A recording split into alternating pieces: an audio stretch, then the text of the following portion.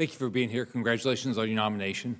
Thank you for your service and your sacrifice, and same to your family. Thanks for taking time to meet yesterday. As we know, we got a lot of enemies that are trying to infiltrate our system. One of the things that concerns me, if you could talk about, the DoD has a contract with a Chinese-owned company, Tutor.com, and do you have any background of why we would contract with a Chinese company to do training? I'm not familiar with that company, Senator. Okay. So does that, I can come back with you. You can come back. But the concept of using a Chinese company to provide any service to our Department of Defense, does that make any sense to you? Senator, I would look at that really closely from a threat perspective. Okay. All right, can you talk about AI and our ability to use AI the right way? Yes, Senator. I think we do have a long history of leveraging artificial intelligence, particularly in cybersecurity, and the ability to leverage U.S. industry from that perspective, world leader in terms of how we approach artificial intelligence in cybersecurity. So I think from that perspective is a well-established methodology that we want to continue to grow and expand with the services. In terms of how we approach that,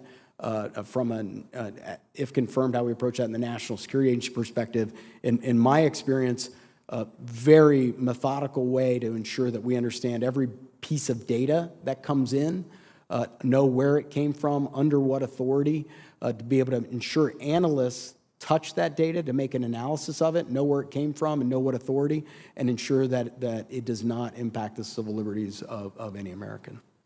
Do you feel comfortable on AI that any significant decision will still be made by humans, not be made by some system? Our methodology in terms of how we approach the things that we will require in U.S. Cyber Command and consistent with the department standards is a human will be interfacing with that machine and with that data. You know, we have another significant presidential election coming up. We've watched the past, we watched outside groups, other countries try to infiltrate our systems to have an impact. Do you feel comfortable that we're in a position that we can stop that? Senator, I have been fortunate enough to be part of each of the department's efforts for election defense since 2018, 2020, and 22, working with Homeland Security and FBI to look at foreign threats to our elections.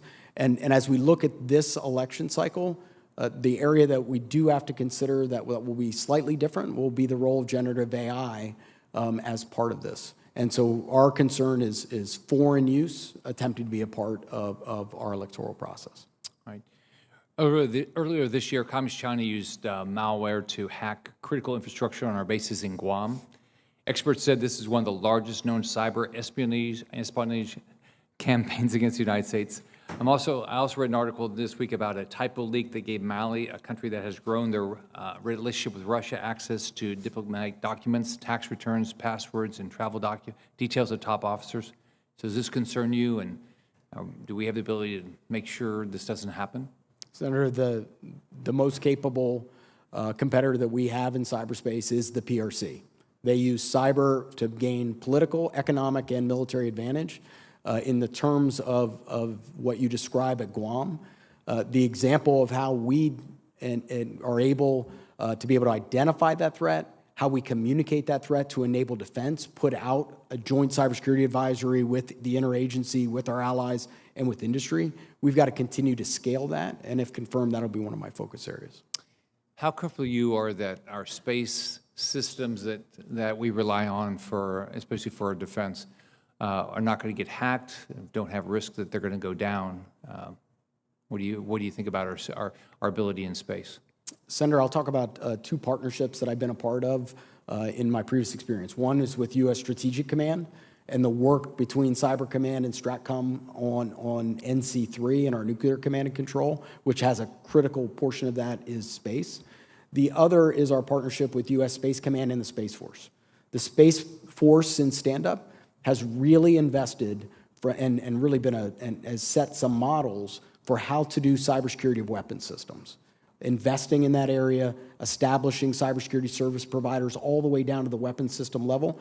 Those areas are things we need to continue to grow across the department, but within the space segment, that is an area that has been focused on by STRATCOM, Space Command, and Space Force. Thank you for your service. Congratulations on your nomination. Thank you, Senator Scott. Senator King, please. Thank you, Mr. Chairman. General,